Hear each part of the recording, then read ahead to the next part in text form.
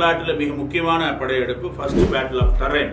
இப்போ first battle of டெரைனில் அந்த படையெடுப்பு கஜினி முகமதுக்கு பிறகு வரக்கூடிய படையெடுப்பு குர்தி இனத்தினுடைய இஸ்லாமியர்களுடைய படையெடுப்பு. அதனுடைய மன்னன் தான் கோரி முகமது என்று நாம் சொல்லுகின்றோம்.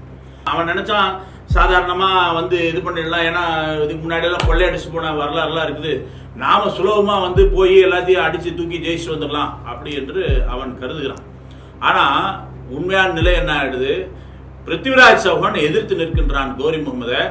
அந்த கோரி முகமது தன்னுடைய படை வீரர்களோடு படுதோல்வி அடைந்து ஓடுறான். ஓடக்கூடிய சமயத்தில் அந்த அவனுடைய பிருத்திவிராஜ் சௌஹானுடைய மந்திரிகள் சேனாதிபதிகள் சொல்றாங்க, இந்த ஒட்டுமொத்த இஸ்லாமிய படையை நிர்மூலமாக்குறதுக்கு சரியான வாய்ப்பு இது, அடிச்சு துவம்சம் பண்ணிடலாம், பின்னாடி போங்க அப்படின்னு சொல்றாரு. ஆனா பிருத்திவிராஜ் சௌஹான் அது வீரனுக்கு அழகில்லை அப்படின்னு சொல்றாரு. இப்படி பல சமயத்துல நம்ம மன்னர்கள் இந்த மாதிரி வீரம் என்ற பேர்ல இதுல கோட்டை விடுறாங்க, அவன் திரும்பி போறான். அடிபட்ட புலி திருப்பி தாக்கும் அப்படி சொல்லுவாங்க இல்லையா, அது மாதிரி அந்த இவன் கோரி புலின்னு சொல்லக்கூடாது, மிருகம் வச்சுக்கலாம்.